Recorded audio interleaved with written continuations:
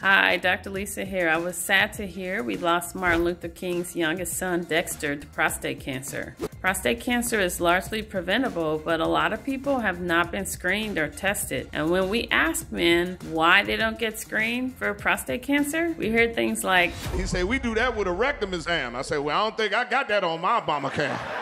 How about just starting with a blood test? And maybe it's hard to hear from me because I don't actually have a prostate. So maybe you can hear it from Earthquake. But health is wealth. You will not know the status of your health unless you get a physical. We still dying of illness they done already cured for.